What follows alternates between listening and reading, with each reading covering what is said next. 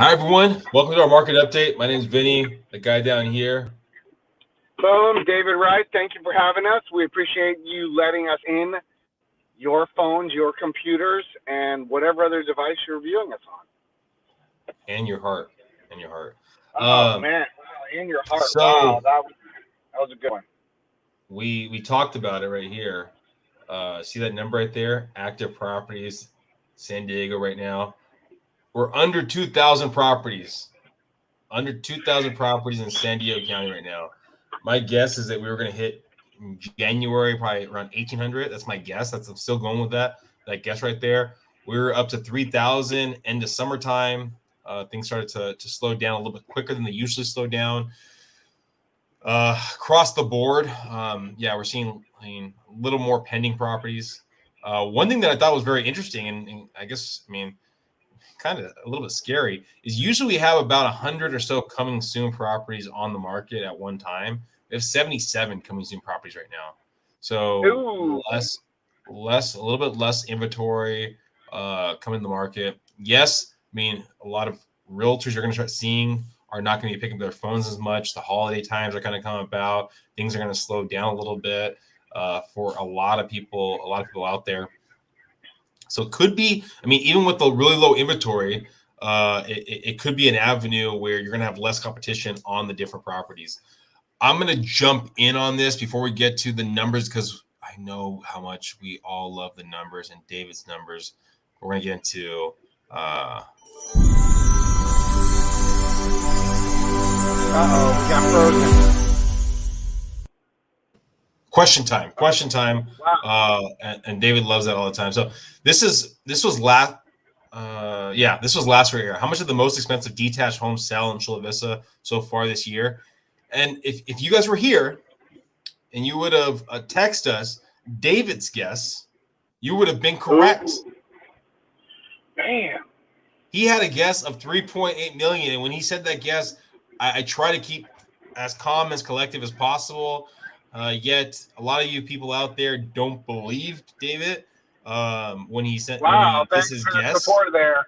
I'm surprised no one basically backed up David's guess.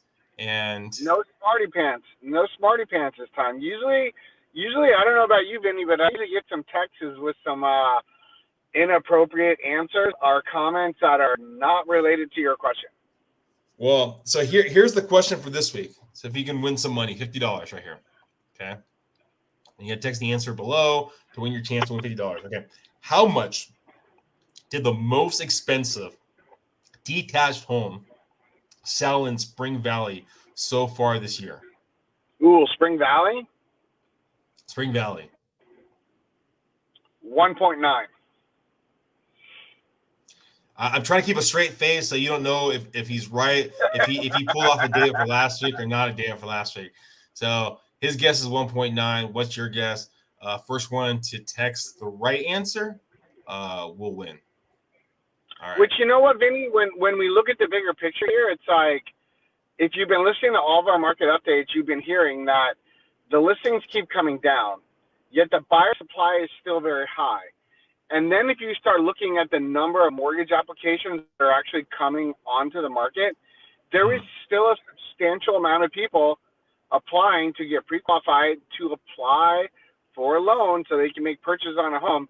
And the dilemma that you see with this is, once again, you have a larger number of buyers and a smaller number of properties. So, I got to tell you, I remember, I think it was about 5 months ago, I did a deal in Spring Valley for a house for $750, and it was a very nice house. And that same house now, when you check the value, is at $830. That's kind of ridiculous. We've gone across the board. About 25%. So. Well, let me just jump off of Jacob Jenkins came on and commented 3.2 million. I'm assuming he meant 3.2 million, not 3.2 meters. That would be possible of it too if he was trying to talk about the property and sizes and things like that. But no, 3.2 million is incorrect. Thank you, Jacob, for throwing it out there. But yeah, the values have gone up quite drastically. Inventory is going really low. Yet we should be seeing somewhat of a slowdown to the market. So if you have a boatload of cash and you've been holding off, thinking, you know what, I'm going to wait to purchase my property, interest rates are going up a little bit, and they should be going up a little bit more over the next years or next year. David, why don't you walk us through interest rates and how they're looking right now? Let's so we had some different forecasts come out, and they're anticipating interest rates to come into a normalization of around 3.5%. And that's going to be for your apex buyer, perfect credit, 20% down on a conforming loan amount.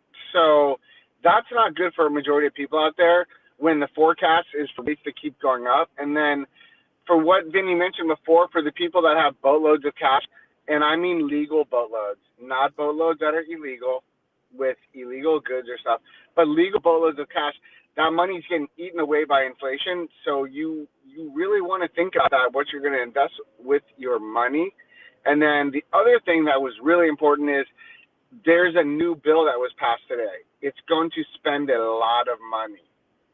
When you inject all of that money into the system, once again, and you have supply chain problems, and you still have people not fully back to work, inflation is going to come in. And people, I know that this is a broken record for a lot of you, and I know I discussed records before, and a lot of people don't know what they are, but that is going to mean interest rates are going to have a lot of upward pressure to push up. And the days of seeing all the rates below 3%, I think those are slowly fading away. And if you're waiting now to get in and maybe maximize your debt with having a mortgage and actually using it productively, you better think now sooner rather than later. And to pony ride this all the way back, the lowest rate still got is FHA and VA. And if you're a VA buyer, take advantage of that now because that's majorly important. And then I'm going to mention something kind of off topic, Vinnie, because it's interesting for people to know. And for those of you who are going to purchase investment properties, please look into the law AB 1482. And I know me and Vinnie haven't talked about this, but maybe we'll do an episode where we specifically talk about this law and how it affects you as an investor and what this means to you, and also what it does with controlling prices in properties in San Diego. But we'll save that for another day, my friend. And if you've been watching us, remember the Carlsbad affordable housing started today. So put your application in if you haven't already. Today was the first day of that. Numbers to go over too. I know David talked about that we're going to be probably bouncing up to interest rates around 3.5%. You could probably still get for VA somewhere in the 2s. Right now, yep. For conventional, you're probably going to get something, maybe even the low 3s, possibly. Low 3s. If you're perfect, you're good. Well, no one's perfect. Full disclosure, I'm not perfect by a landslide. But in the world of lending, people with 20% down, 740 and up FICOs, those are the people who are getting the best rates right now. And unfortunately, a lot of us live in the real life, and that's hard to do. But that means taking care of your credit, using your credit wisely, monitoring all your debt, and really taking an ownership of building your credit. And you know what, Vinnie, maybe you should do a credit show and talk about credit one time and how important it is. I don't know. Yeah, we'll definitely do that. We're coming to the end of our time. I'll leave you with this idea, right? Picture it. It's Thanksgiving Day. You're kind of assessing how you're going to maximize your bites for that dinner right there. This is the same kind of way of maximizing your bites when you buy your property. So you're looking, okay, am I gonna get some of that ham over there? Maybe I'm gonna get some of those potatoes over there, maybe some chicken over there, maybe some tamales over there. You mean all the good stuff of it, but am I gonna get the dessert? Am I gonna have enough room for the dessert right there? So really have that focus of what you want of that property so you can build that game plan so you maximize your stomach capacity. Thank you guys, and before you know it, Merry Christmas.